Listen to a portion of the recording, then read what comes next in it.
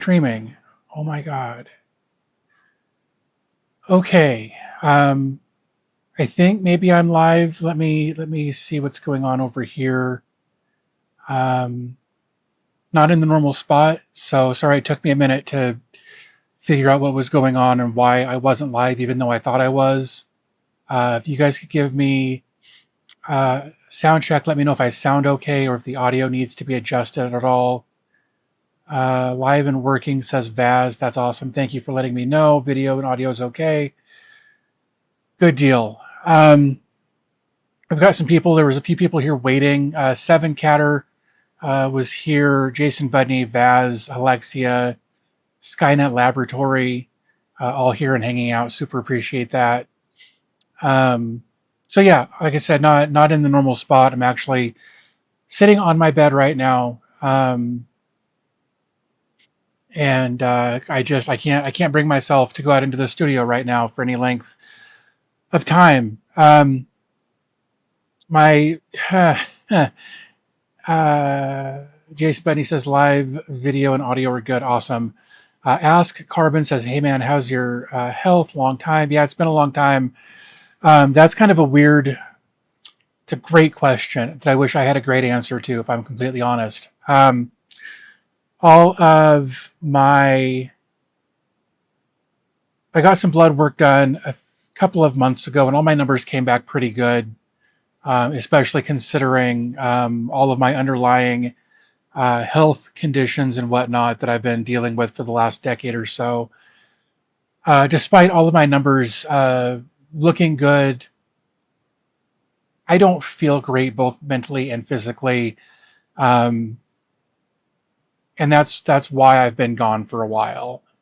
Um, Sorry, I'm looking at it. It looks like I'm peaking. It looks like my audio is peaking, so I'm going to bring it down just a little bit. Thank you, Jan, for the gift membership. Really appreciate that. Um, so yeah, like I said, like all of my numbers look good on paper. Physically, I've been dealing with what my therapist calls somatic responses. Um, you know that feeling in your stomach, in your chest, whatever, like when you get like really bad news and like your stomach sinks, your heart sinks, whatever. Um, I kind of feel like that all of the time lately, and nobody really has a good answer as to why my body is responding like I just received bad news. That constant sinking feeling in my stomach is kind of my new normal. I've been chatting with my therapist about it for the last few weeks. We're going to start trying a new therapy here soon. Um, that is a it is a pharmacological therapy that has been shown to have great results with little side effects. But I'm still waiting to hear back as to whether or not I'm actually going to be able to get into that therapy because it has to be performed somewhere else in a specific setting. I'm trying to avoid the type of therapy it is because the people who run YouTube are stupid and they will think that I am advocating for the use of narcotics when that is not at all what I'm trying to do. Um, so anyway, I've been chatting with my therapist about that and trying to get to the bottom of what's going on. Um, and I've been feeling like I've been on the verge of an anxiety attack for the last couple of weeks. Um, and that's why you haven't seen anything since my two videos um, about local only LAN access, that sort of thing. Um,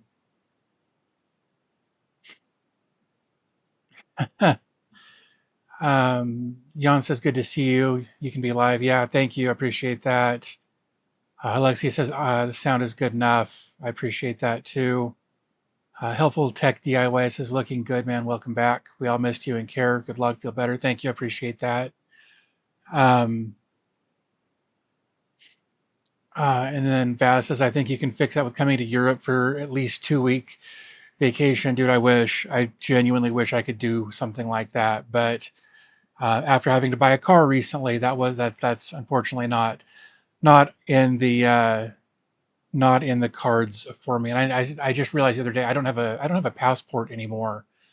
I had one. I used it a couple of times, but haven't used it in 15 years or something. So it expired. I don't even remember when. But yeah, so that's kind of what's been going on. My physical health on paper looks good, but my mental health is absolute garbage lately. Um, like the studio has been abandoned and vacant for for weeks.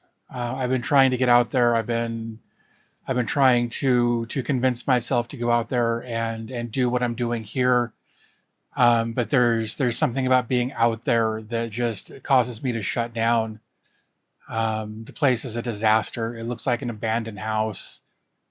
Just tech everywhere, garbage everywhere. More, I guess, less garbage. It's a few cans from previous live streams, a few like drink cans from previous live streams, but there's a mess everywhere out there, and going out there and trying to do anything with it feels like a monumental task that I just can't do right now. So Collins is here. Glad to have you, man. Thanks so much for stopping in and saying hi. Appreciate it. Um, I've been wanting to do a live stream for a while, um, and even trying to do something as simple as press the start streaming button has felt like too much. Today's probably the best I've felt in a month. So I'm trying to take that as a win. And look, I want to, I guess, apologize at this point. I don't know what this live stream is going to be about other than just chatting with you guys. I haven't done anything with checking out new like containers or apps in a while, like weeks, um, because it all just seems kind of too much and pointless. Um, the like I've been scrolling Reddit periodically, and r slash self-hosted is kind of a barren wasteland of either people promoting their AI slop generated apps or people asking questions. Um, so um, so I haven't really even seen anything there that has interested me. I've been trying to keep up on the self-host newsletter. I've been chatting with Ethan a little bit because I want to put out a survey. Um, but but as I tried to put together the questions, I started shutting down, and so that's kind of where I am at this point. Um,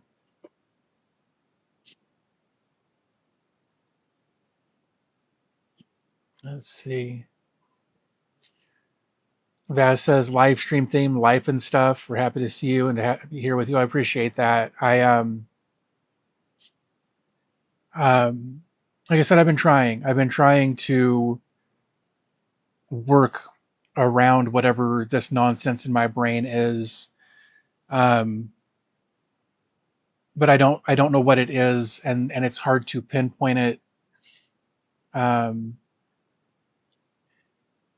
and I've been trying to put my health first, um, but unfortunately that doesn't pay the bills, and that's not me trying to e-beg or whatever. That is just me saying that if I don't make videos, if I'm not present online, YouTube doesn't pay me. So, um, so I still sometimes I have to put the nonsense that's going on in my brain aside to the best I can, and try to put out some content. Um, So, it is what it is. It's the path that I chose nearly a decade ago when I decided I was going to be a content creator. Um, the game has changed since then, though. I used to be able to put out 3 videos a week, whether they were good, bad, or indifferent. I could put out 3 videos a week and have more than enough topics to cover. And now I spend weeks just trying to find something to cover, um, and that's been kind of a struggle, if I'm honest. When all I see on Reddit is AI slop, um, that makes it hard to get interested in apps that people are putting out. When I'm seeing a lot of, whether it's AI slop or not, when I see apps that are out there that aren't getting updates or haven't been updated in 6 months or more, um, that makes it hard to get excited about an app. I've been considering. I think I've mentioned this in past live streams. Thank you for the donation. I really appreciate it. Um, I've been thinking about going back through some older apps or some older videos that I've made in the past and making updated videos about them. Um, but but even doing some of the research on that, there are so few apps out there, I think, that are um, I don't want to say they're still relevant, but um, I don't know. It's I plan on making a new video about Bookstack in the near future. I've got a video coming about OpenVPN. I made a video about that in the past that was not great, but OpenVPN reached out. They've sponsored a video that I need to make. Um, Alexia says sounds fun seeing updated vids about older applications. Proxmox has added quite a few new features lately. Maybe that's good looking into. It might be. It might be when my head is clearer. Um, right now, I have 2 instances of Proxmox. Um, one of them is my production unit that I don't want to mess with, and one is my testing setup that I might be able to do something there. Helpful Tech DIY says home labbing is rough right now. The price of RAM and drives is killing the market. Would love to build a new NAS, but not with the drive prices. Yeah, no, 100%. Um, Jeff Geerling posted on Twitter. I think it was yesterday.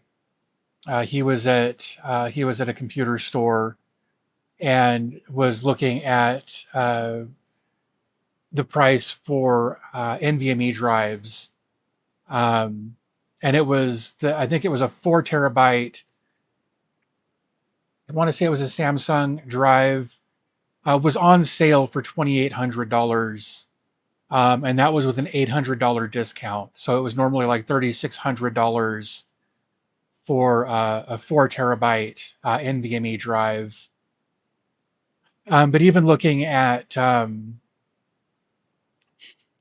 3.5 inch hard drives, even the used market is charging nearly new drive prices. Um, unless you can find a killer deal on something that's got a 30-day warranty. Yeah, even the secondhand market is out of control. Yep. Um, Go Hard Drive is a company that I bought from several times in the past with really good luck. But even their prices for refurbished drives is within $50 or $100 of a brand new drive of the same caliber. So that makes it difficult. It makes it difficult to talk about. There's all kinds of new hardware out there, and some of it I've been playing with a little bit. Um, I've got a couple of things from a couple of devices um, from B-Link. I think it's B-Link. I've got their new ME Pro device uh, with the newest processor in it, and then they sent me a desktop PC. Yeah, Vaz, you got it right. It was 27.19 on sale. Um, Alexi says, to be honest, my home labbing is now going nowhere. I can relate to that. I've moved and still haven't received my desk to complete my setup, and will build my setup and connect my mini PC, which is my home lab. Yeah, like my entire home lab right now runs on a ZimaCube. Um, and I've got, what's funny is I've got a ZimaCube that I've been using for quite a while, and they sent me a ZimaCube 2 with the improved cooling solution, and I switched over to that and ran it for a while and had a hot day and it overheated and shut down. Luckily, I was able to just swap everything back over to the ZimaCube 1, just a one-for-one replacement, just swapped everything over real quick and brought it back up. But my entire home lab is a ZimaCube. Oh, thank you for donating 5 gift memberships. That's amazing. Thank you so much for that. Helpful Tech DIY. Really super appreciate you for that. There we go. Let me see what else. So with the price of storage where it is, the price of RAM where it is, it's hard to even want to talk about hardware at this point, because AI has really screwed over the consumer market and the home labbing community as both singular and separate entities. With everybody shitting out a new AI app that they're never going to update or maintain, and the cost of RAM being what it is, it's a real shit show lately. And I really feel like it's affected the home lab community in a lot of different ways, just in general. And it sucks.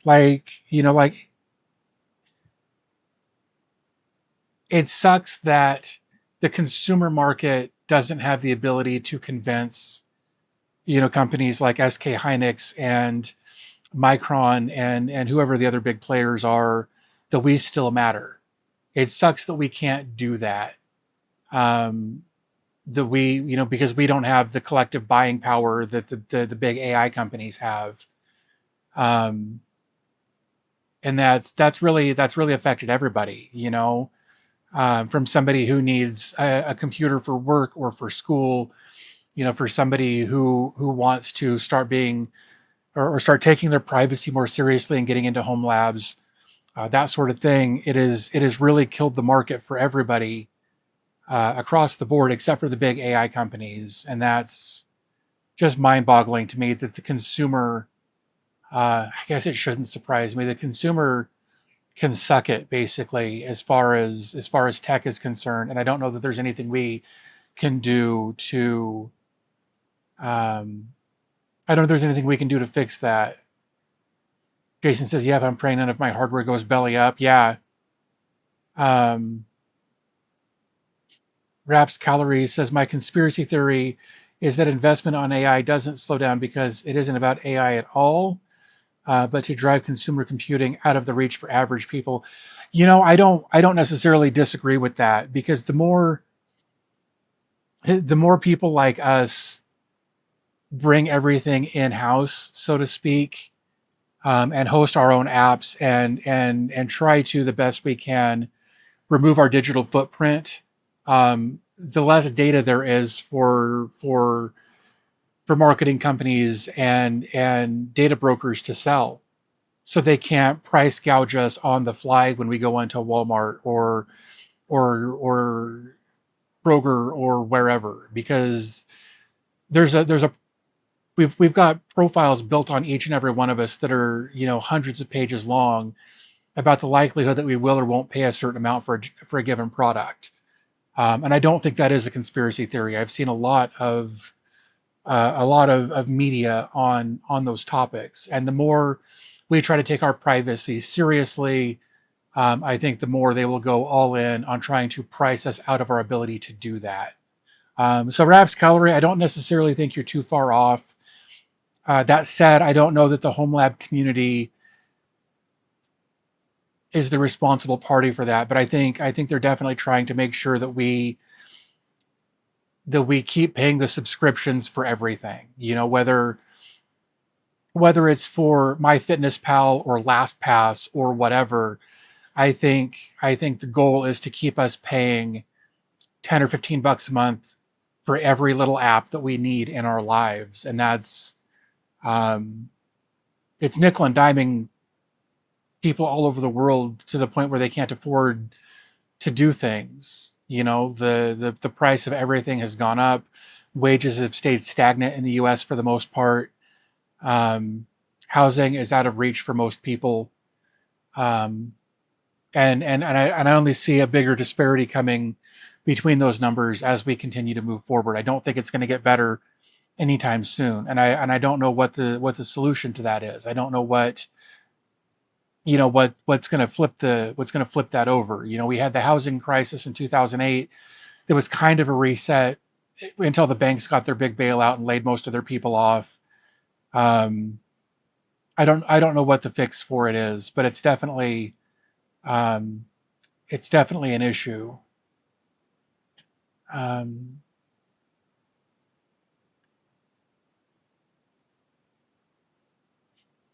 it's been years I've been watching everyone feel pain with all the new tech. Last 10 months, even worse than RAM and drives, 100%.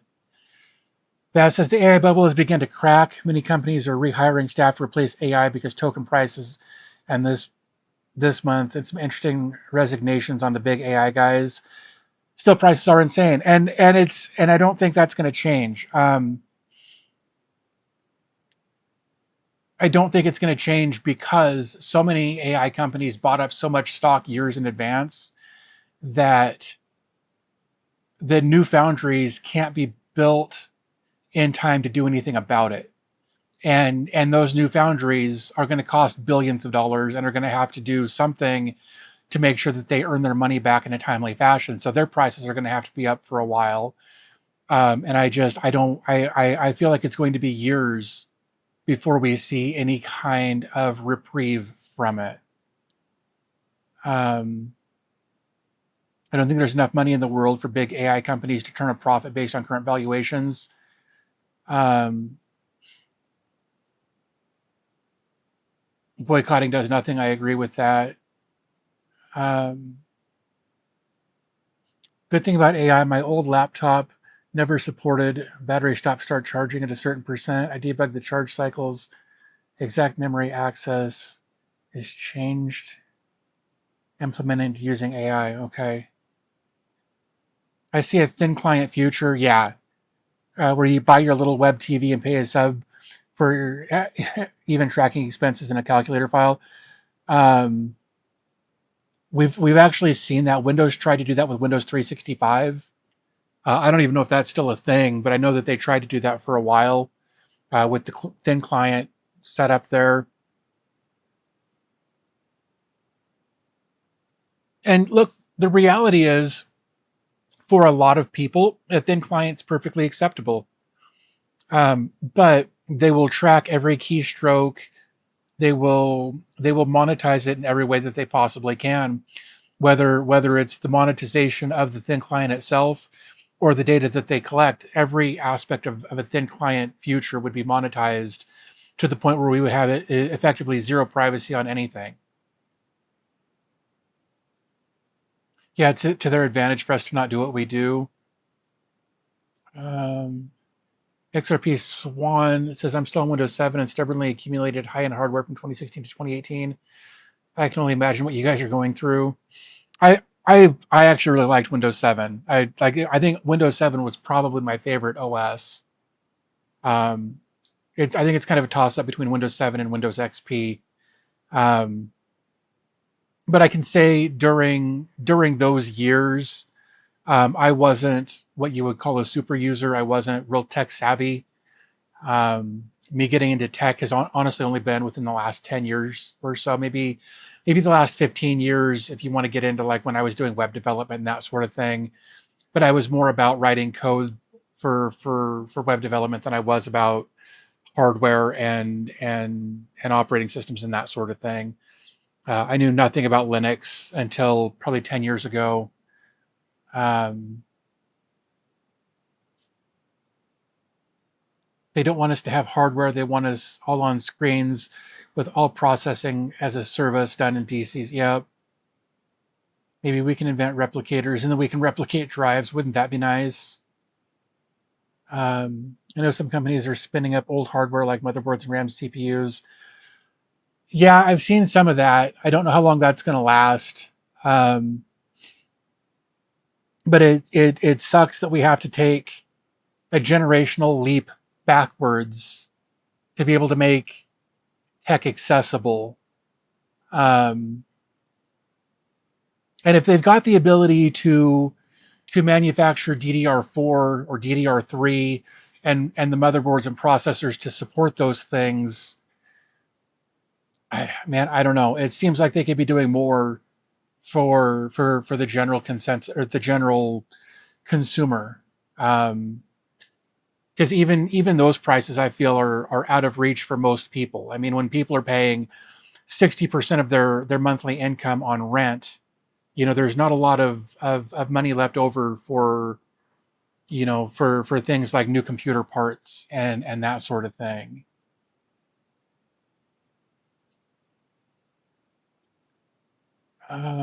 The way AI is going, whoa, Raid Owl, bro, thank you so much for that. Um,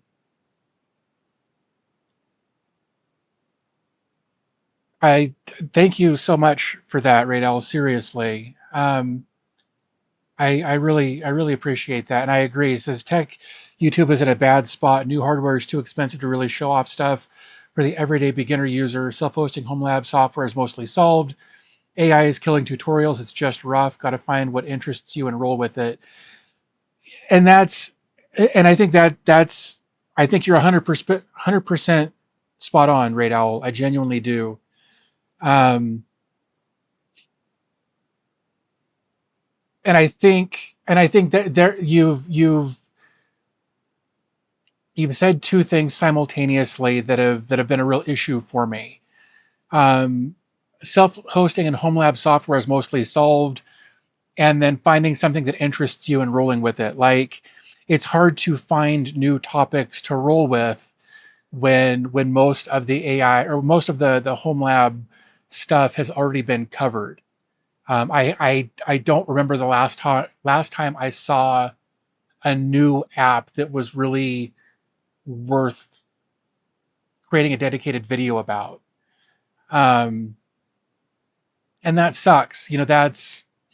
That's super unfortunate because I'm sure there are people out there building things in their spare time, not using AI, that they're having a hard time getting noticed because everything is an AI dump these days. So trying to find something to talk about is such a shit show right now. Um, so I don't know. I want to come back and eliminate home labbing and jack up the price. I think the one upside is we can fall back on old hardware without too much hassle. Enshittification is a real thing. It absolutely is. Then client future is now. Go look at example for hospitals. Um, yeah. Well, and a lot of, I mean, most hospitals are using Windows Server with remote profiles and they're all running on thin clients like on the rolly carts that log into the log in and bring the profile over with it. I know that was a really dumb way to say it, but it's been a long time since I've built a system like that. Um, Collins says, here's the thing I realized: the home lab self-hosting community is such a small subset of the overall personal computing market. We're just not a needle mover. And I think you're 100% spot on with that. I genuinely do. And that's why I don't think that we as a community have the ability to make any difference to to the manufacturers, to the people who are making um, chips and dies and RAM and drives and all of that. We as a community don't make up enough of the market to move the needle for them at all. Um, they started advertising inside the AI integration. Advertisers have to increase prices of their products to deal with the massive cost. So AI is going to increase the cost of living. Yup. The needle movers are the smartphones, tablets, and wearables. Yeah. I and even with that, like I will usually keep my phone for 4 or 5 years before I upgrade.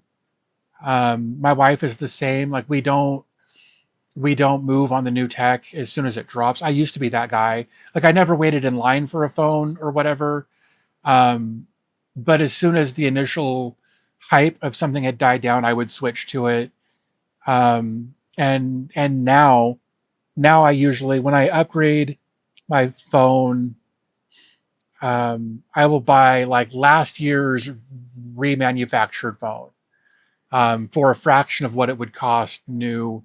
Like I've got an S24 that I bought, I think last year. I don't remember. I've had it for a while. Um, but yeah, no, like I'm not in on buying new tech. I can't justify it. Like even before prices got out of hand, I was always buying a refurb of last year's stuff. Um, Look at the PC gaming market. Nvidia flirting with no longer making consumer GPUs. Consumer isn't the profit for them. It's not, and that sucks. But I've never really understood why the entire market decided that Nvidia was the go-to. And I know that AMD was falling behind for a while, and I know that they've caught up fairly well. Um, but it just when I don't know, I was an AMD guy for a long time. Now I don't really care, except that I say that um, I think all of my stuff presently is NVIDIA, but only because at least for a long time, um, Adobe Premiere Pro rendered faster on NVIDIA GPUs than it did on AMD GPUs. And that was my reason for switching, but it was because the market demanded it for whatever reason. Or Adobe was just like, we're gonna make our stuff render faster on NVIDIA, and so that's the direction I went, and that's the only reason I went that direction is because I got tired of my videos taking an hour and a half to render for a 20 or 30 minute video. Um,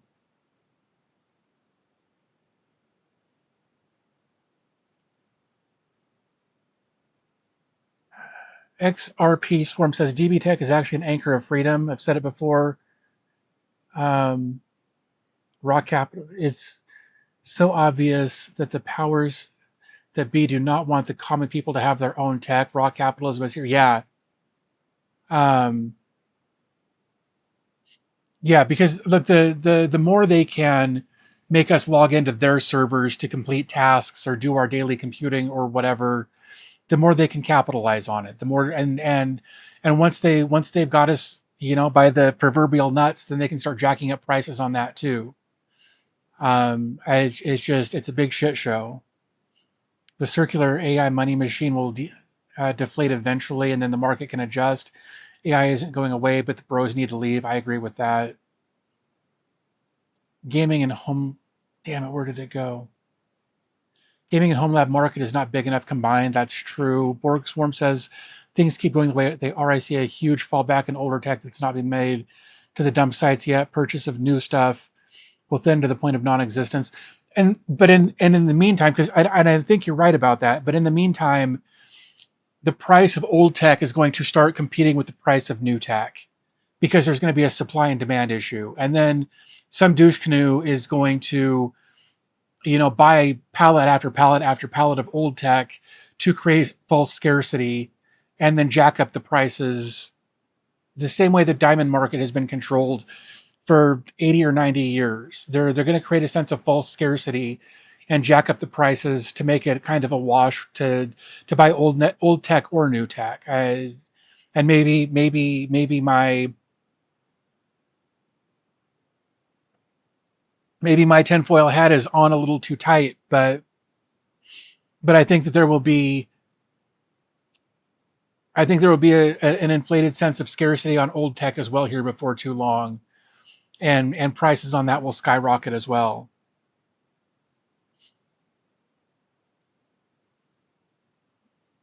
Ray Owl's right. YouTube is in a bad spot. It controls and influences the flow of people's attention. This started back when DB Tech goes against the capitalism grain, so it's very tough, and it is. And look, it's not just for me. Like I've seen several other content creators in the home lab space who have also mentioned it. Obviously, Raid Owl contributed what he did with his mention earlier. Ben mentioned it in a Patreon post I made the other day. And I don't know that it's going to get better anytime soon. New phones used to be exciting. New features and designs were constantly changing. Now it's just a little bit better, boring phones. Yeah, I will probably keep my S24 for at least another 2 or 3 years, and the S28 that will be out whenever that happens, or the S29 or whatever, right, will be 4 or 5 incremental changes better. And I used to get excited because there used to be new innovative things that would happen. Like I remember one of my favorite phones for a long time was the HTC One M8, because they tried something different that other phones hadn't done. They had forward-facing speakers on it. The screen was a different aspect ratio, which good, bad, or indifferent. They were trying something new, and now everybody is trying to mimic Apple phones to the best of their ability without trademark infringement. And even there, I'm sure there's some of that going on as well. Graphene OS on a Pixel 8 is next level. I believe that, except for there was the guy here recently who managed to get himself into some trouble for having Graphene OS and wiping his phone at the border. So I'm sure that Graphene OS will become the next big thing that is something that only terrorists use. And I should have put air quotes around that, but the government will decide that Graphene OS is an operating system for terrorists, and it will become banned because it's a good way to conceal what you're doing on your phone. But I'm sure that that's coming here very, very soon. That said, I would like to try Graphene OS. I've never tried it. I've never had a Google phone. I've wanted a Pixel for a while. But maybe that's what I'll do is I'll get a Pixel next time instead of a Samsung.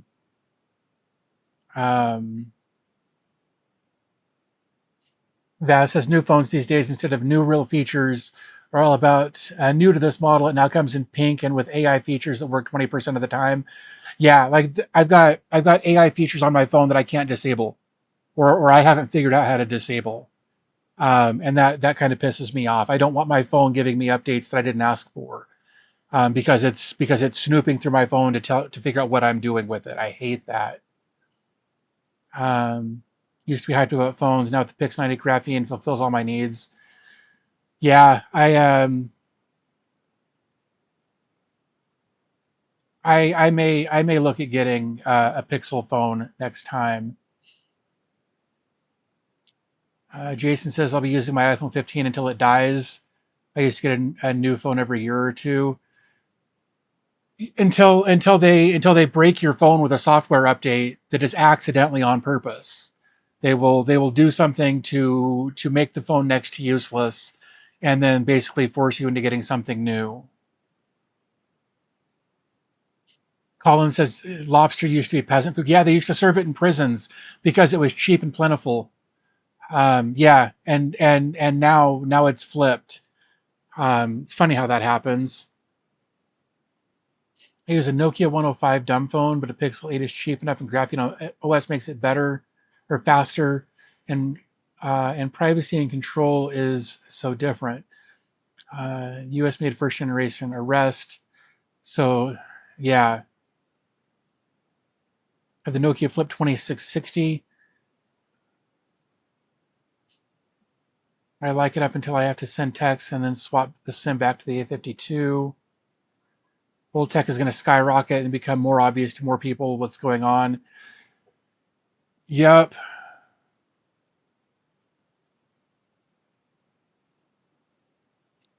Seven Catter says, have you made a video about moonlight and sunshine streaming, especially over WAN? I think my old 8 gig laptops could be repurposed as a desktop streaming client. I've never, I don't know anything about moonlight or sunshine streaming, or whatever. I don't know anything about it. Imagine how many people have thrown out non-compliant Windows 11 computers. TPM is the trap, and no one noticed. Yeah, yeah. When Windows decided that you had to have the TPM in there, I felt that was a step too far. Um, but I think they need it for their encryption or whatever that I didn't ask for. Um, the VIP network raid. New South Wales police arrested 4 men across Sydney in an 18-month operation dismantling major underworld encrypted phone supplier. Widespread AI use creates a digital monoculture. Relying on the same few models spreads the same errors everywhere, just like how a single disease wiped out a global banana crop due to lack of diversity. Yeah, yeah. I'm testing a device right now um, that is self-hosted AI. It's called a truffle computer. It looks like a little blob, but it lights up and does things. And it's a computer. They market it as a computer that can use itself. It's got apps built into it that you can. It's kind of like Claude AI in a way, but doesn't use Claude AI models. But I've been kind of messing around doing some beta testing with that over the last month or so, and it's interesting. Um, but it uses the model that it uses isn't censored. It's an uncensored model, I guess, and I kind of appreciate that. Colin says Pixels are really good phones.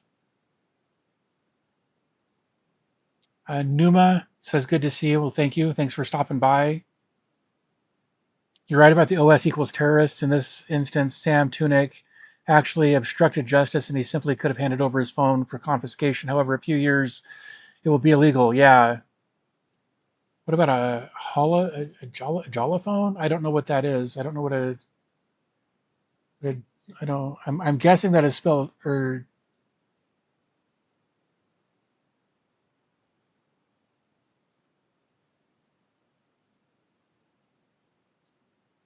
yeah. I'm not familiar with those phones. Tonight they look nice. Just at a quick glance, but I don't know anything about them, so I can't. Unfortunately, I can't speak to any of that. Borgstrom says my work pays me or pays for my iPhone 16 Plus. As long as they do it, great. But honestly, if I lose my job in the phone, so be it. I think I'll give up on cell phones personally. I don't hate that idea. Buy the Pixel 6 for a test run. Those are cheap. And if you like it, get the Pixel 8.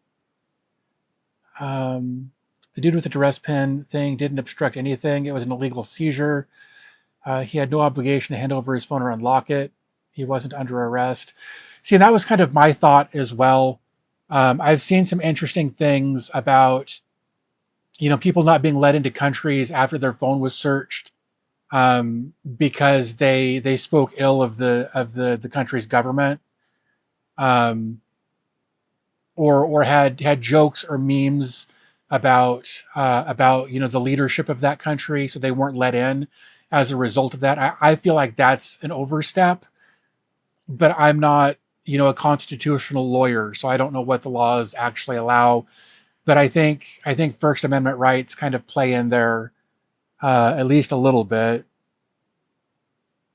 Thinking of doing the Pixel Graphene OS thing a bit ago. A lot of the apps and things I use for convenience would go away. Not worth giving up that for me.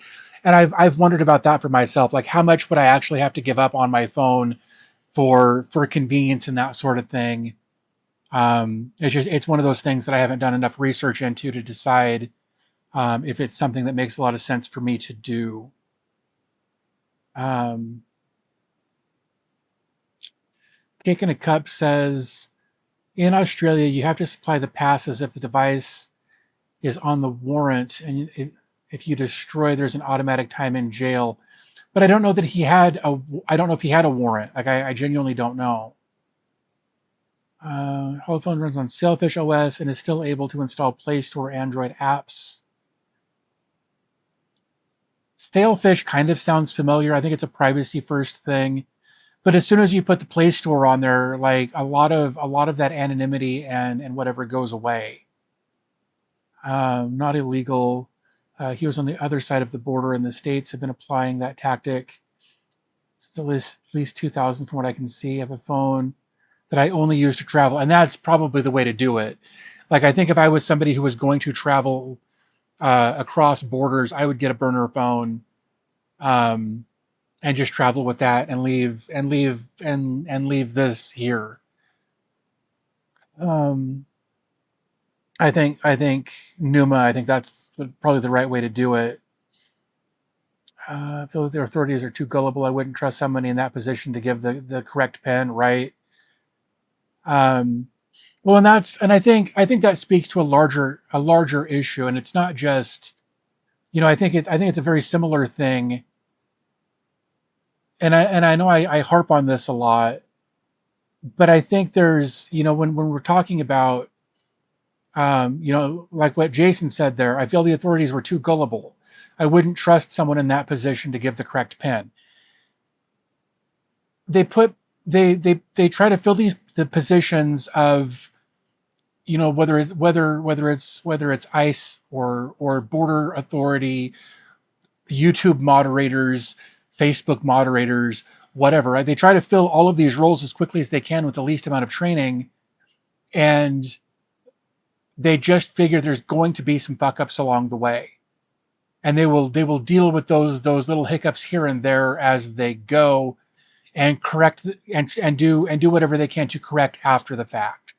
But by that point, somebody's life has already been ruined because somebody screwed something up, and there's no going back and undoing that life ruining event after the event has taken place. They can issue statements, they can issue retractions, they can issue all of these things. But so many of these big organizations, whether it's government or social or whatever, they try to move too quickly and don't think about the repercussions until it's too late, and that sucks. In the meantime, we have people in our government who are being bought by these big organizations to not pass laws, or to be slow on passing laws, or pass the wrong laws. And I say wrong based on my perception of whatever topic we may be hypothetically talking about. Um, but the people that we have in government are too old to make snap decisions about what's safe online and what isn't. It's why there was a potential law that was going to get passed that would prevent them from making laws to do anything to obstruct AI in any way for like a decade. They were just going to be the Wild West for AI for a decade before any laws could be passed about it. Um, because I think in a lot of places we have the wrong people making the decisions. We don't have and look, I don't think I would be good at making those decisions either. Um, but I think there are people out there who are bright and intelligent and forward thinking enough that could help these laws and these decisions be made in a more thoughtful way than what we're seeing right now. Um,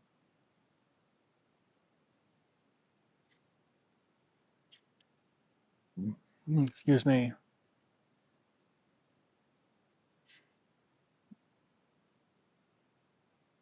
I already had my government visit for something that any other administration would consider benign. That sucks, man.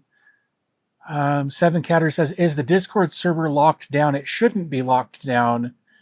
Um, there's some new security in place that requires that you agree to the terms or agree to the rules of the server before you can get in, though. And honestly, I don't even control that anymore. I've got other moderators who have put that in place to help. We were having a big issue with spammers and scammers and that sort of thing, trying to impersonate members of the server team.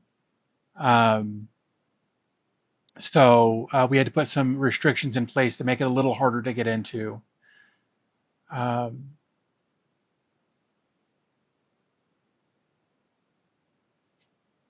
Graphene OS is too small time still. There's still no training for officers. If graphene starts to pick up, and I highly doubt it, then there'll become an offense against it. Yeah, that's what I was talking about earlier. Eventually it will get banned, or if they find out you're running it, you'll get put on a list of being a potential terrorist or a threat actor against the government because of the operating system that you run on your phone. I wouldn't be surprised if there's already something like that in place, just on a very small scale. And I'm sure that because of the thing that happened recently, I'm sure that something like that is coming here very, very soon. Um, the age verification in Australia has done nothing but annoy some people. Kids are uploading goat pics and passing. Wow. I hadn't heard about the goat pic thing, but that's pretty funny. And I'm sure there's a optimistic part of my brain that is 100% sure that that is true. It'll always be this game. Yeah. Yeah. And I don't know what's going to fix it. I am just not that smart of an individual on how to fix it. So I don't know how much faith. Yeah. Yeah. So, look, since the Patriot Act went into place, all kinds of things have been happening that aren't necessarily for the protection of the people. It's very often so that we can be monitored and surveyed or surveilled, I guess, whether it's on our soil or the soil of other countries or whatever. Um, like the idea of the Patriot Act sounds fine, but it was a huge overreach in what can be done as far as surveillance is concerned. And they will use that to implement other laws that I'm sure they have already, but they will use the Patriot Act to start putting people on lists for the operating systems that they run um, on their devices. We've jumped to. I think people see things a little more clearly now. Is a good way to conclude my thought. That's fair. We never got that promised sunset, right? Yeah, no, I mean, I think it's just recently that some airports have started making it so you don't have to take your shoes off in the airport from something that happened more than 20 years ago one time. Um, and yet we've got the all kinds of things that happen all the time that we can't get any kind of regulation or clarity on. It's just it's a real shit show out there, and I genuinely don't know that there's anything that can be done to fix it at this point. Um,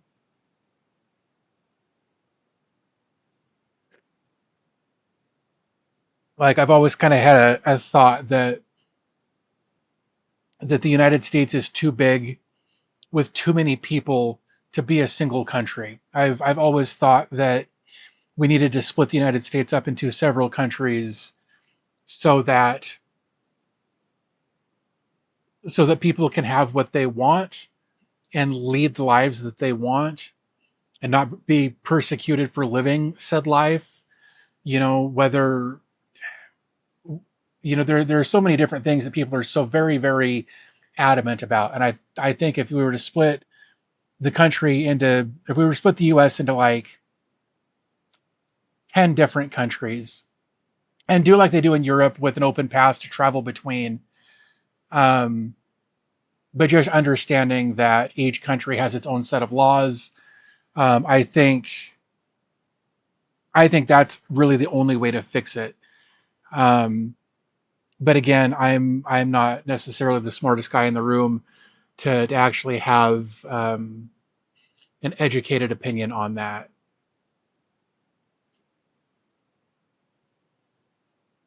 Vass says, I've been on a US list since way back in the day. Downloading or using Tor would mean you were added to a US watch list. That wouldn't surprise me at all. I never really got into Tor. I used it a couple of times just to check it out. Um, but it was worse than being on dial up. So I just couldn't be bothered. And look, I'm sure it'd be better now with more people having faster internet access. But when I tried it, I ended up getting a lot of a lot of slowdown that would just made using it nearly impossible. It's a shit show. I can understand that feeling you have in your stomach. We shall be feeling it really. There's a hell of a lot of stress out there and no one talks about it. Yeah, it's funny. I wasn't sure if I was going to do this live stream on this channel or my personal channel. Um, I've been thinking about doing more stuff on my personal channel just as a way to vent my frustration with what's going on with myself or my community or my government or the world or whatever. Because I don't necessarily want this channel to get into being a political channel or a rant channel. So I really struggled to decide what which channel I was going to do this stream on, and maybe I will bounce back and forth between the two because some days I may want to rant more about other things than on here. Let's see a vastly different behavior by politicians. Um, Newman says, I love discussing it. I just didn't want to get too much into the weeds on DB's channel. I appreciate that. Humbucker1 says, greetings from Russia. I've been following you for a long time. Well, thanks for stopping by and saying hi. Really appreciate you for doing that. The only solution I can see from a finance view is another big one, aka reduction of the population that has access to the USD.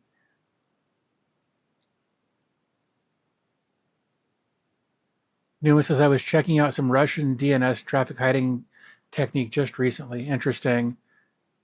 Thanks to your videos, I fell in love with the home lab. Well, I'm really glad to hear that. Honestly, that was my goal, was to get more people interested in doing home labbing and taking control of their privacy and their data. Borgsworm says, meh, the world and life are going to shit. Everyone knows it, so preach on it, brother. Yeah, I don't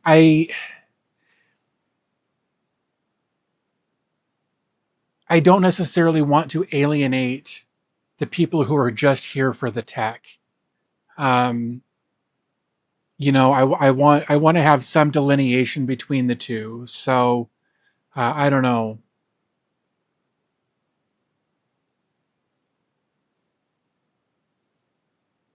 What is the personal channel called? You're right.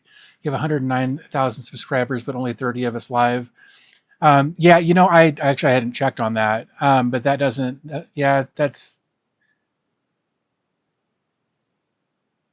That's weird. Um, doing live streams on the weekend is rough in the summer because so many people are out camping and doing outdoor stuff and doing stuff with their kids and that sort of thing on the weekend especially. Um, so I'm not surprised there aren't a lot of people here, and I didn't have a topic. Video or live streams that don't have a very specific topic will always get fewer live viewers, which is fine. I'm honestly thrilled that there are 35 or 40 of you here. It's been weeks since I put out any content at all. It's the weekend, so and honestly, I was anxious about a ton of people showing up. So I'm honestly glad that there's not a huge turnout. I'm very content with the guys with the number of you that are here. But to answer your question, my other channel is called DB Med Stuff. Um, I actually started it um, back in 2016. I started it because I wasn't like I'd been feeling really bad for a long time, like physically feeling sick, not well. Let me see if I can find it. Um, and so I started it as a way to here. I'm going to share this. Look, this is my other channel. If you want to go subscribe to it, that's fine. If not, I wouldn't worry too much about it.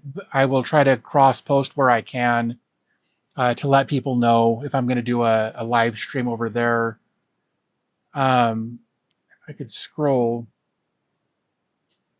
Um, to I'm here because I'm currently swearing at limited hardware, trying to figure out which models I can run. Um, the home lab was what got me here, so well done. Well, I'm really glad to hear about that. This is a nice break. Um, that was my first computer, Commodore 64, 8-year-old Christmas morning. Yeah, I had a Commodore 64 for a while. Well, my grandparents had one when I was little, and I would write. They had a word processing program on it, and I would write scary stories on it every once in a while if they would let me. Um, then I got another one when I was a teenager. I had one of those Texas Instruments computers. It was like a keyboard that you could insert cartridges into instead of floppy disks. I don't remember what it was called, but I had one of those for a while. Then I got another Commodore 64 with the 5 1/4 inch drives, as well as a tape drive. I actually learned to do some programming on that, and I would store my programs on the actual tape drive. Workstorm says, "Yeah, we've been missing you, man." Well, I appreciate that. Again, it's been the last few weeks have been really hard for me mentally. My brain has been doing barrel rolls for weeks, um, and so I've come off some of my meds. I'm getting ready to start a new chemical therapy, um, but we'll see how it goes. Like I said today, um, today's probably the best I've felt in a few months. So I wanted to jump on and chat with you guys for a while. XP Swarm says, "Yeah, we're the hardcore fans." Well, I appreciate you for that. Wish I was out and about. The past 2 months have been rough for me physically, basically housebound. Dude, that sucks. I'm really sorry to hear that. I know what it's like to be housebound. I know what it's like to get basically cabin fever. Um, that sucks. I hope that things get better for you, Jason. Um,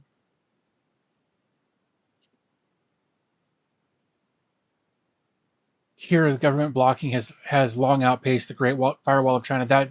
That sucks, Humbucker. Really sorry to hear that. I I'm glad that you're able to get on YouTube anyway. We're 35 here, but account for over 9,000 normal users. My dad tried to make me feel stupid by setting it up and putting a giant basic textbook in front of me. Oh, damn. Collins fell the other day, tripped in the driveway, and broke a rib. That sucks. That's going to take forever to recover from. I hope I'm wrong, but at our age, man, recovering from that kind of stuff takes so much longer than it should. I I got on a bike rack months ago, and it wasn't even bad. Like I was on my new e-bike, and I hit the throttle without thinking about it, and it zipped out from under me, and I fell on the asphalt. And it probably took me 6 weeks to recover from that to the point where I was able to walk without too much of a limp. Dude, that sucks. I had a bouncing ball program that was 10 balls, all one color, and rewrote it to be 100 balls multicolors. An 8-year-old, that's cool. I've always been a big fan of looking at code and reverse engineering it to learn things. That's how I learned to do web development. And, like HTML, CSS. I did some PHP to a smaller degree. But I was always a big fan of reverse engineering existing code to learn how it worked. So that's great. Here's to the raccoons and coats. Yep. Um, Never had a broken rib. I've never had a broken rib either. But there's not much they can do for it other than kind of tape it up a little bit, in a best case scenario, because there's just nothing to support it really. It's the second time you tripped this summer. The first time I smacked my face and messed up my fingertips. Dude, that sucks, man. You got to knock that off. Are you having balance issues like dizziness or something?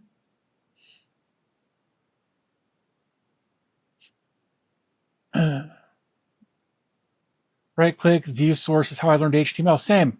Actually, the same. I was in high school. I had my own apartment in high school. I had to get out of my living environment. It was my senior year. I got my own apartment. I had a roommate, and we would get AOL discs in the mail, and that's how we had our internet. And it intrigued me a lot. So I learned about viewing source code because I was always curious about how those pages rendered, and that's how I did it. Was view page source or whatever. Um, and I used a notepad for a really long time. And then I heard about Dreamweaver in high school. Um, but it was like, I want to say even back then it was like a couple $1,000 for Dreamweaver. Of course, back then you could just buy Dreamweaver and have a copy of it. Um, but it seemed way too bloated for what I was doing at the time. I used it for years later on, but yeah, just viewing source code is how I learned HTML and CSS. Of course, back then everything was written in tables. I remember the first time I saw um, a web page built with divs instead of tables. I was convinced that divs would never take off, and I was wrong. um, aren't you like 29? Yeah, I wish. And 29, I can't even imagine. Blaming the flip flops that are a little bit too big. That's fair. That MySpace customization, learning HTML has its benefits. Dreamweaver was the shit. Yeah. Um, yeah, I had a friend in high school who I was a friend with for a little while after that, who taught me a little bit of HTML coding to create custom profile pages that would just black out the entire screen on MySpace. So that was a lot of fun. I heard MySpace is trying to make a comeback, like with no algorithms or anything like that. I'll be curious. Be curious to see how that turns out.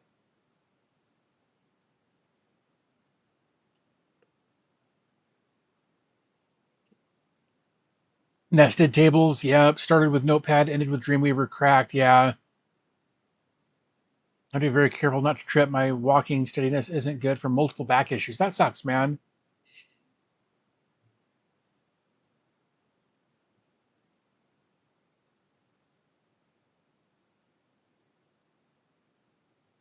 Let's see. AI Primer says thanks for saying hi. Keep taking forward steps whenever you can. Well, I appreciate that. I'm trying. I'm trying real hard. I I've been my brain and my body have been actively working against me for weeks now. So I'm trying.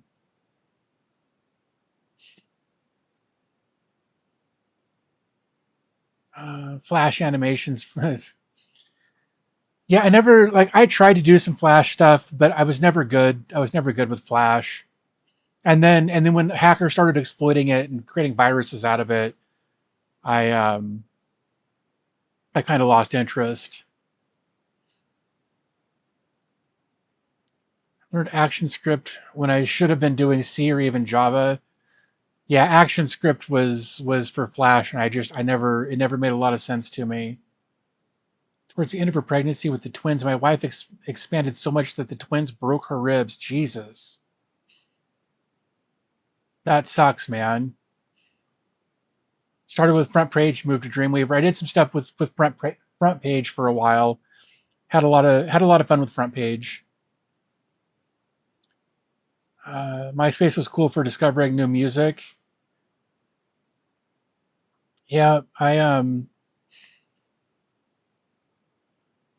I think the way I discovered the most music was because people would have live music playing on their profiles, or two or three songs playing simultaneously somehow. Um, your front page site from like '98 is still up. That is impressive. That's in fact almost a little scary. Excuse me, man. Excuse me. I I haven't built a website in a long time. Like I've deployed a few things here and there, obviously, like in my home lab, but I used to build websites all the time. Um, the first the first website job that I got was for a company in the city that I lived in Idaho, who had a custom content management system that was built in ASP. Um, and I joined the team right as .NET was starting to kind of take over ASP. So it was ASP and then ASP.NET. And what I learned in that time frame is that the .NET guys were a bunch of dickheads because I was trying to learn how to write ASP and .NET and that sort of thing. And I would go to forums and that sort of thing. And they were pretentious, arrogant dickheads. Like if you didn't basically have a master's degree in .NET, as soon as it came out, you didn't matter and were just you may as well not exist as far as they were concerned, based on the responses that I got from the questions that I had. Um, and then um, later I got another job building custom themes for a content management system called Joomla. I don't know if you guys are familiar with that. Did that for a few years and then moved on to WordPress and did that for several years. And really actually enjoyed enjoyed WordPress quite a bit. Um, but did some Drupal. Didn't like Drupal very much. Their file system didn't make a lot of sense to me, but really enjoyed WordPress quite a bit.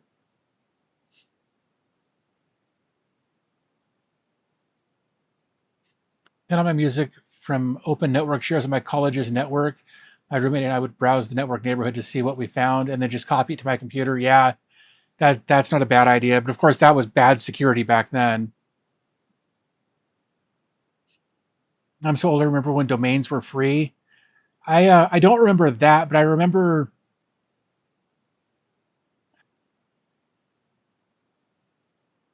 getting a subdomain for free and thinking that was pretty cool. I had several of those for a while. It was a .co something domain where you could sign up for those for free, and I would do that. Um,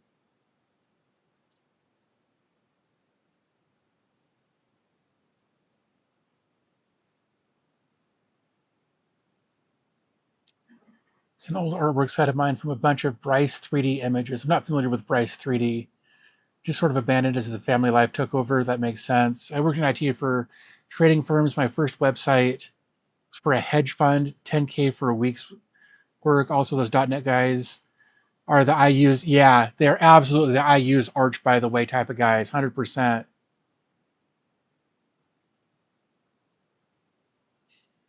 Joomla, half of the county websites run on Joomla and leave their admin pages exposed. Yep. Yep. You got to change that admin page. 98, 99 was a long time ago. It sure was. 99 is the year I graduated. You get a 99-year lease for like $20. That's crazy. I don't remember that. I wasn't into tech all that much back then, back when all that was going on. But I guess that's all you're doing now is leasing domain names from the domain name providers, because you pay by the year or by the however long you want to pay for it. But you don't even really own your domain names these days if you want to get right down to it, and that sucks too. But I don't know how else it would work if you wanted to own your domain name and have it. I don't know. I guess you'd have to have your own DNS type thing going on.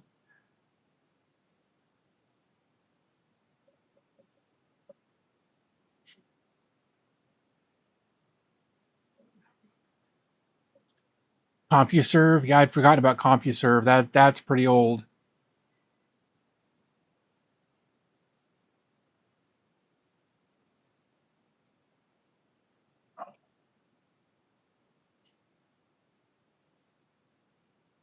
Redomain names never did own them. Yeah, they're the property of the TLD. Yeah, that's that sounds about right. And again, yeah, you'll own nothing and you'll be happy about it. Was it? What is it? The next PlayStation is going discless or digital only, and I guess people are pissed off about that too, which doesn't surprise me. You use them all: CompuServe, AT&T, WorldNet, Prodigy, AOL, Earthlink, NetZero. Is it ICANN that you're thinking of, Numa? Started before the internet was created on dial-up BBS systems. Yeah, see, and I think I was around for the BBS stuff, but I never joined in on any of that. Gamers Nexus is printing discs in protest. That's funny. It seems like something that his team would do. That's great. Not a big Gamers Nexus fan, but only because he's more long-winded than I am, and I can barely tolerate to watch my own content because I'm so long-winded. The crazy thing is that companies no longer care if they piss off their customers. They don't they don't compete on customer satisfaction anymore. Nope. They only like their only job is to make sure that the shareholders keep making money. And the bitch of it is they are obligated to by like contractual law, whatever they're legally obligated to make sure that their investors keep turning a profit, even if it's at the expense of the user.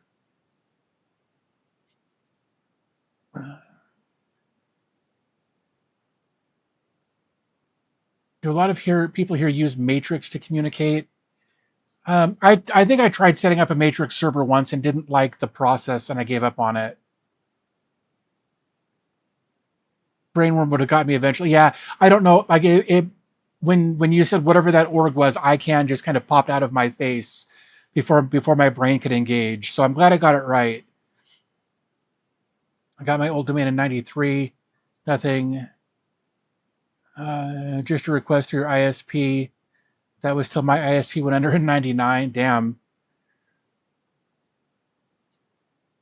Yep, they find ways to trap the user so they can't get away. Yeah, it's the enshittification model of everything.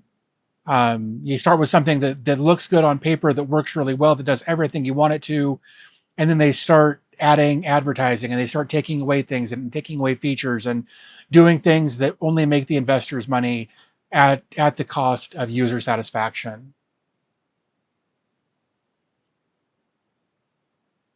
Hey, Forsaken, glad to have you here, man. It has been a while.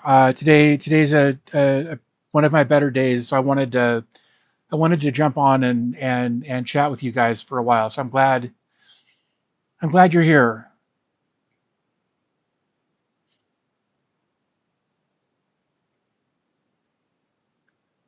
Oh, nothing. This just gets me. I still own all of my software in Windows 7 and XP64. How the heck did everyone wind up renting everything? That is the model of everything these days. I do what I can to not. Yeah, kind of like what Borg's format. That's why I self-host everything. Big tech can bite me. I I self-host as much as I can that makes sense. There's other stuff that I've considered self-hosting, um, but I don't know that the administrative overhead would be worth it for me to do in the big um, or in the big scheme of things.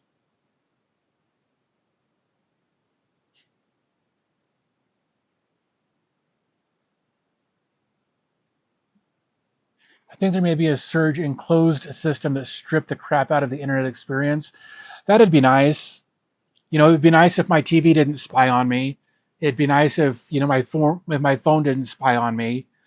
But um, but that's where we are. You know, everything we do. You know, even new cars are spying on their users. You know, cars have basically the same black box that airplanes have had forever. and they can tell, did you apply the brakes before the crash? Did you use your turn signal before the crash? Like they can get all of that data out of your car now, and and it's every piece of tech in our life is spying on us at this point. Um, and I only see that getting worse. I really I know it's been talked about, but I really think Idiocracy is more of a premonition than it was a funny movie. Matrix and Simple X are honey traps. There's something called the TOX protocol, and no one talks about it. It's been around for years. I've never even heard of the TOX protocol. I'm writing, but he either didn't leave the house or didn't tell me, so now I can be here. Well, good deal. Sorry that they may have left without you, but I'm glad that you got to stop by and say hi. That's awesome, at least in this context.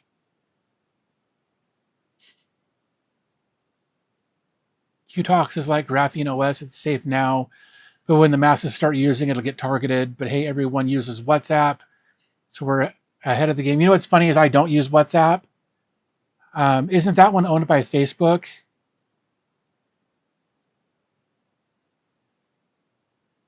Who? Somebody? I think one of the big players owns WhatsApp. Um, who owns WhatsApp? Yeah, it's Meta. Meta owns WhatsApp. That's what I thought. I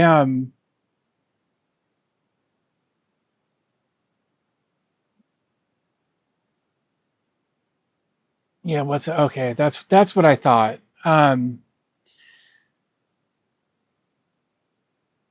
I guess I've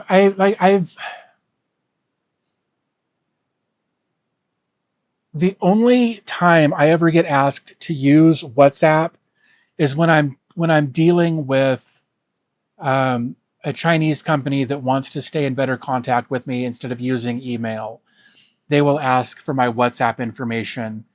Um, but I've never actually used WhatsApp. Um, like I said, I have it on my phone, um, but I've never actually used it, so I don't know anything about it.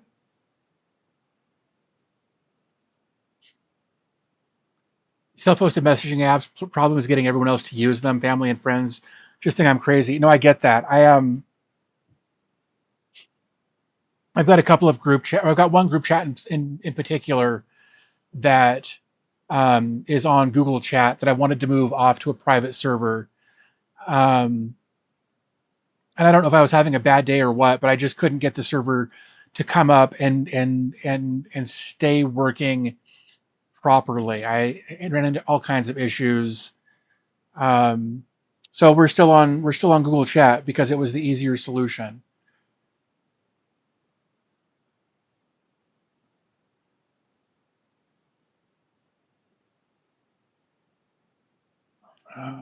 Let me see. Oops.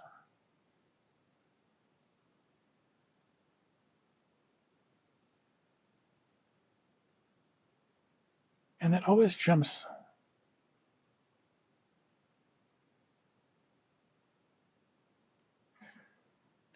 To Let's see. Does anyone use direct admin to host their emails? I've never heard of it.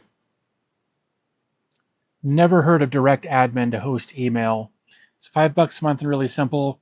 I've thought about moving to Proton email, I think. Um, but I've been on Google Mail for so long that, and I know there's a way to migrate everything over. The problem that I have with migrating Gmail to another server is that all of the organization and categorization that I've done is all done with tags because that's how Gmail works, rather than folders like a lot of other systems use. And so I'm afraid that if I were to migrate everything over from Gmail um, to something else, it would all just get dumped in my inbox, and I would have to go through and recategorize and reorganize almost 10 years worth of email. And I don't I don't have that kind of patience. It seems like so much work to migrate from Google because of their tagging system that they use for organization rather than using a folder structure. But maybe I've just been overthinking it for too long. Proton's getting nailed in Switzerland. I heard that they were. I think I heard something about them moving servers or moving some of their servers or all of their servers or something somewhere else. Um, you can maybe migrate one tag at a time. Man, I've got so many. I don't even know. I don't even know. Migrating my emails seems like such a daunting task. I thought part of the thing about Proton is that their servers were located in Switzerland and the laws that applied there for privacy and that sort of thing. So I wonder what's going on with that. I haven't looked into it enough to know.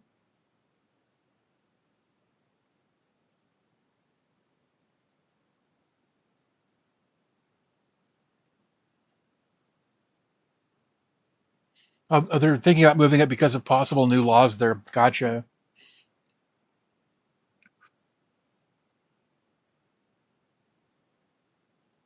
I set up Mailco on a VPS. I got 6 domains and around 100 low use email accounts.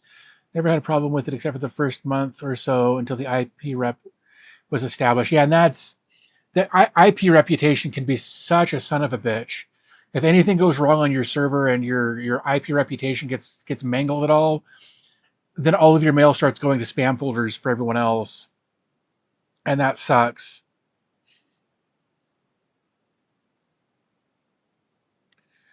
Yeah, I actually made a video years ago about why I'll never host my own email, and part of it was email reputation and that sort of thing. If you mess up one of your MX records or any of the records that are associated with it, then it can just go sideways in a real hurry. Proton can run, but they can't hide.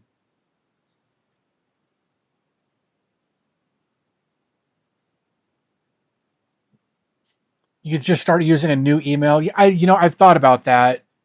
Um, I actually kind of started doing that. Of course, I started with a new Gmail address, um, but I was getting so much spam that I've got a separate Gmail account for collaborations and that sort of thing that I've got tied into like a customer relationship management software. And I've got a form on my website that facilitates the whole thing. Well, I see Proton is just the lesser evil. Nothing is perfect. I agree with that. Um, so yeah, I don't know.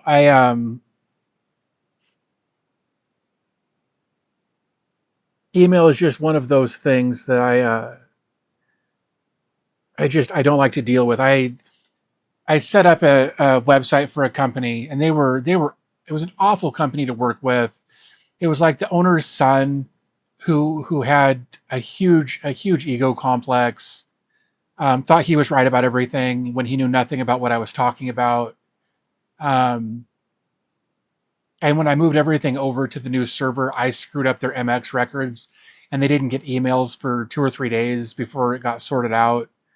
Um, it cost me $1,000 for him to not sue me, which was basically extortion. But it was better to pay the $1,000 than get sued. So I did that, and since then, I have no interest in doing any kind of email hosting. It just doesn't sound like a good time at all.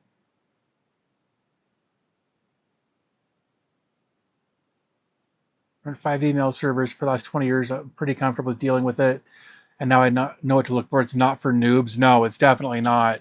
I would even encourage most people who are proficient with tech to do it because any number of things could go wrong. Like if you don't have a dedicated IP address, forget about it.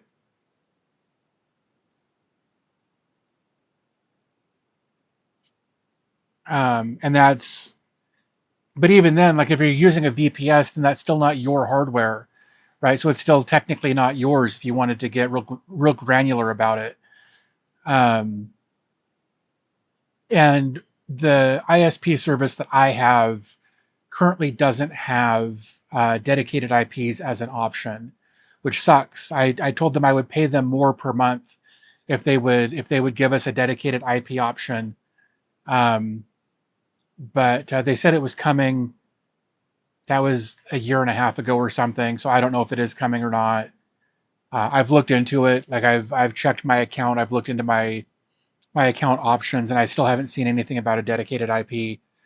Which was one of the things that was actually kind of a benefit to using Xfinity, is that um, it wasn't technically a dedicated IP, but the IP that was basically an IP would get assigned to the MAC address of your modem, and um, that was almost as good as having a dedicated IP. Excuse me, but now if I unplug my ONT and plug it back in, I get a new IP assigned to me. So it was kind of a trade-off, but in the I don't remember if it's been 3 or 4 years now that I've had fiber, because I got it right around my birthday 3 or 4 years ago. Um, I don't think I've had an outage in that time. Whereas with Xfinity, I was having outages multiple times a week. Um, so I guess it's kind of worth the trade off, and I just update my IP addresses when I need to, because I've got certain things that are only accessible from my IP address, or my VPN with a custom or with a dedicated IP address as well. Hey, Jason says I've only heard horror stories about hosting your own email. Yeah, I picked an obscure VPS provider in a country that isn't currently involved in anything. I mean, if you're going to do it, that's the way to do it. Emails like farming. Don't sell your produce. Use it to survive. Email servers are the same. Just do it for yourself. Direct admin takes care of the hard work, takes the hard work out of it. Runs on Debian, very stable. Interesting. I use Hostinger for that VPS. They provide a static IP for the VPS, which is good. They also limit outbound SMTP to like 5 emails per minute, and I totally understand why. Yep. Fortunately for me, I don't come to hit that. That's good. I think yeah, you'd have to be spamming people to do that, or to break that limit. I would think. Cake in a Cup says I hate reading most emails. Ain't no way I'm gonna get into hosting that. Yeah, I wouldn't want to either. I like I think it's one of those things that I might try just for the sake of seeing if I could do it, but I wouldn't put anything important on it, and I would probably get it up, make sure it works, and I would shut it down. I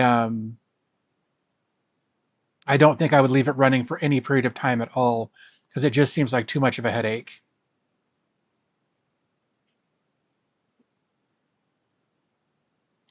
Same, I don't read email, just use it for MFA and signing up for crap. I wish I could do that. I genuinely do. Um, but I have so many companies that reach out to me for different things that I still gotta read emails. Um, that's how I usually start my day. Maybe that's my problem. Maybe I need to save emails for other time of the day that it's not first thing in the morning.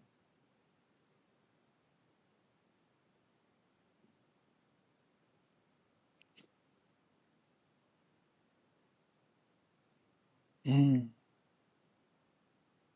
Oops. Set up an email host on my unrated and got it working, and sent myself an email, then took it down because I found out that's a big attack vector. But it did it. See, and that's basically what I would probably do, is like do it as proof of concept to prove to myself that I could do it, and then immediately take it down once I proved that it worked.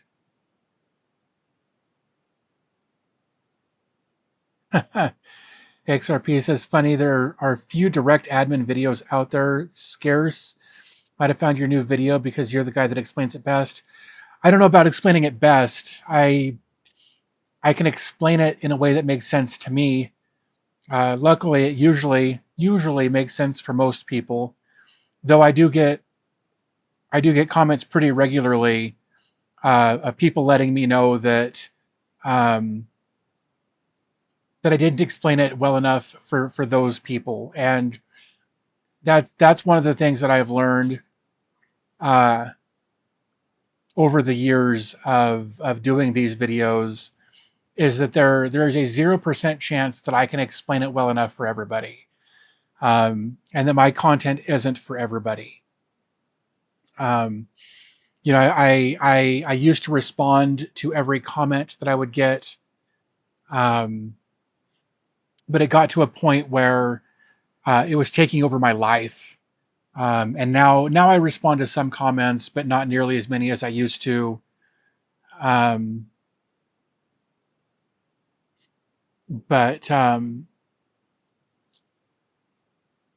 but one of the things that I've been trying to do more recently, anyway, because I know I have a tendency to tangent. Like I will start talking about something, and then within a few minutes, I'm talking about something else that's unrelated, and people don't have the time and or the attention span for those sorts of things. So I've been trying to do a better job of scripting my videos, um, to make sure that I stay on point, because otherwise I will tangent and the video will be much longer than it needs to be. But what I've been doing is I will write a script. I will often have AI review it and help me restructure it to make it more linear, because I have a really hard time keeping things like linear storytelling or whatever. And I will ask, like, what do I need to fix to keep this more cohesive?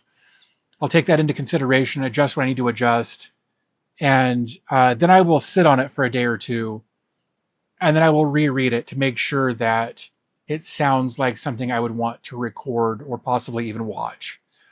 Um, so I've been trying to put that kind of methodology into place to make sure that my videos are more coherent and cohesive and less tangential than they have been in the past, because I was really bad about that for a long time.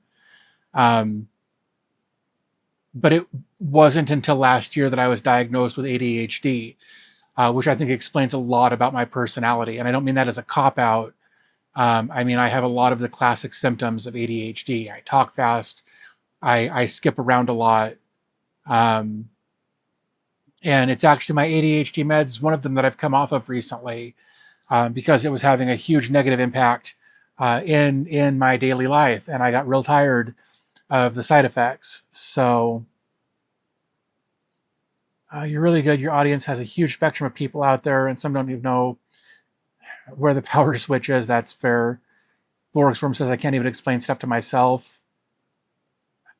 Jan says I have a mail server because of many projects and an email address for it. Also for some in Africa. Huh. How to get off the grid video, direct admin, Graphene OS, QTalks. I wonder how well or how badly a video like that would do. So I actually had an idea similar to that several months ago, about kind of doing an off-grid server kind of thing. Um, the idea was, like just pretend there was like a zombie apocalypse, power's out. You've got some solar panels, and you can power a 10-watt computer for X amount of time per day, based on your power budget for what you've got. And it was kind of what kinds of apps would make the cut for a self-hosted server like that. So I've been sitting stupid for a while. My leg hurts. I wonder if I can do this without screwing things up too badly. That's my microphone. Let's move things around a little bit. Oh, come on. Don't be like that. Hold on. Is that app really not open? Sorry, I had to move. I'm sitting in bed, and my leg was at a weird angle and it hurts now and I got to move. Oh, come on. Let's move you over here. There we go. That's somewhat better.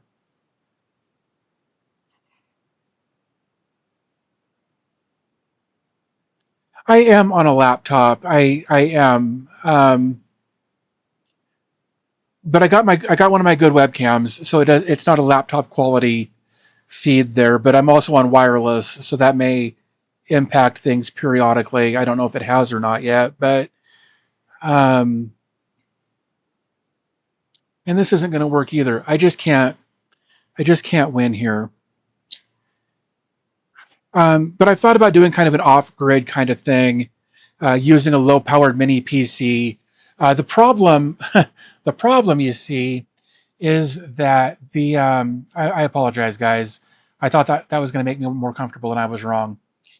The problem is that the mini PC that I was going to use was going to be an all NVMe NAS that I have on a shelf. Excuse me. And now with the price of with NVMe drives and that sort of thing, it just doesn't make sense. And the video, while I still like the idea of the video, trying to make it make sense financially, it doesn't compute. The hell? There, weird. Forsaken, thanks for stopping by. I appreciate it. What is going on there? That's really weird. But the idea was going to be what the hell? I don't know why it keeps vibrating like that. That's so strange. But yeah, it was going to be a mini PC that was an all NVMe NAS, basically. It was a low powered device. I know. I don't know what the shaking was. Like the laptop is sitting exactly like it was a minute ago, and I don't know why it was doing that. And here comes the earthquake, right?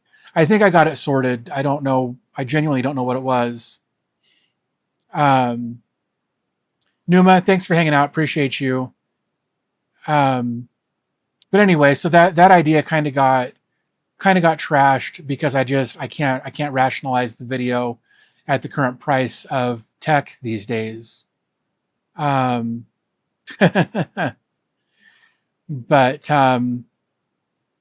like I said, I've got some content coming. Like I said, I've got an OpenVPN video coming here soon. I've got the script written, and just need to record it. So hopefully I can get that done. Thinking about going back through some of my old videos and redoing them to bring them more up to date with the current state of affairs wherever they happen to be for that particular app. And I think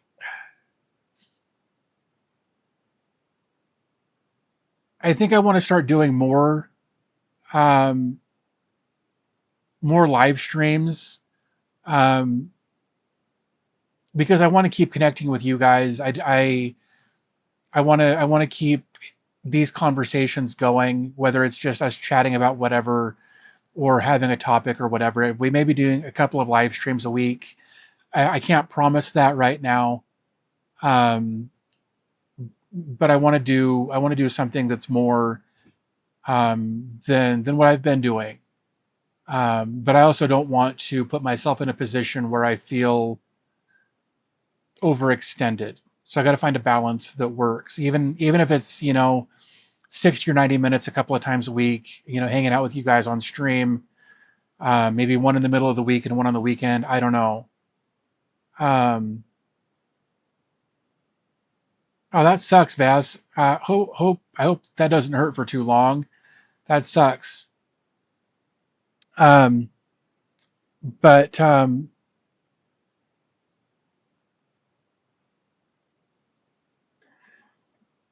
Borg says, I watch 5 to 6 other tech YouTube channels, but your lives build a sense of community. So thanks for doing them when you can. that's why I want to do more of them, is because I know I can't put out the content that I want to put out because there's no content to put out. And I still want to keep in touch with you guys. I want to know what you guys are up to. Um, Jorge, thank you for the donation. I really appreciate that. Um,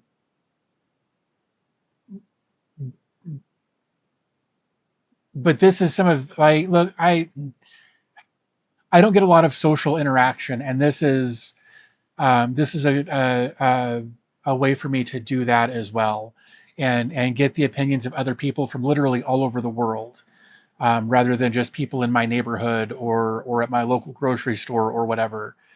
Um, so it's nice to know what's going on with you guys too. If whether we're talking about tech or the weather or government meltdowns or whatever, right? I think having an open conversation about life um, is important, and I want to keep doing that as much as I can.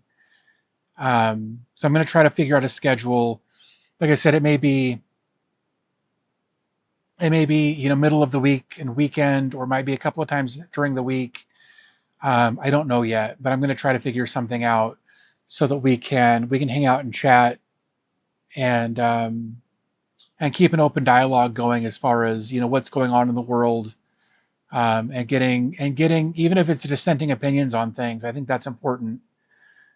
Um, it's the digital age. This is exactly the place to get social and where we all need to be. Um, yeah, so I think if I can figure out a schedule, I know we were doing Saturdays like every morning, or it was Saturday morning for me. But then summer kicked in, and summer sports and camping and vacations and all that kind of stuff kind of took some of the wind out of that. So I think I'll have to figure out something for a kind of a middle of the week kind of thing, so that people are more likely to be home and possibly available. So I'll figure something out, or try to anyway. We'll try some different things and see what happens. I don't know if it's going to be sitting here in bed, or out in the studio or what. I think it's going to depend largely on how my mental health is doing. Um, Hell, maybe we'll do a live stream of me cleaning the studio space because God knows it needs it. Um, but but yeah, I gotta start doing more, and I appreciate you guys for being patient with me and being supportive. I really do appreciate you for that. So thank you, for putting up with my inconsistency and still coming here and being supportive. I really do appreciate all of you for that. Um,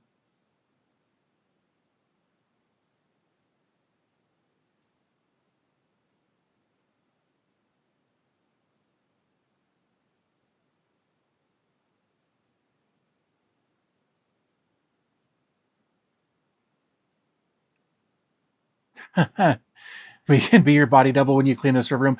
It's kind of like parallel play, right? Like just somebody else doing something and chatting while we're doing this. I don't hate it. I need to get a poll of everyone's time zone. Have to cook food. Is there an email attached to his YouTube account? Yeah, if you go to my YouTube account, there's if you go to the about section, there's an option to find my email address there. It's that collaborative email address that I mentioned earlier. You can email me there, if you need to email me for something. That's probably the best way to do it. Um,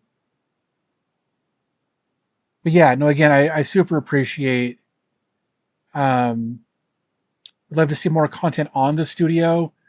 Honestly, man, there's not much in there. Like I've got my streaming set up where I make videos. Um, there's the rack behind me that is more decoration than it is anything else, and the rest of it is storage. Um, you do clean your studio, do it on stream. It might motivate me to clean the section of my house that I call the wonderful room of 1,001 random crap that I've meant to clean for the last 10 months. Yeah, yeah, my studio is a mess. going to say studio when I said server room. Forgot the word a bit quick. No worries, Alexia. I appreciate it. Um, I may end up doing a large chunk of that stream on my phone, or like OBS, or my phone as a webcam, so we can kind of move around the room and that sort of thing. So yeah, Collins, thanks for hanging out. Appreciate you for being here. But I think I'm going to wrap this up as well. I need to go find something to eat. The wife and I are going to go out and do some stuff here in a little bit. But I wanted to say hi. I wanted to chat with you guys for a bit since it's been a while. So again, thank you all for hanging out and chatting with me and being supportive. I really appreciate you. We'll do this again here soon, hopefully, and maybe a bit more consistently. So I hope everyone has a great rest of their weekend. And I'll talk to you again here real soon.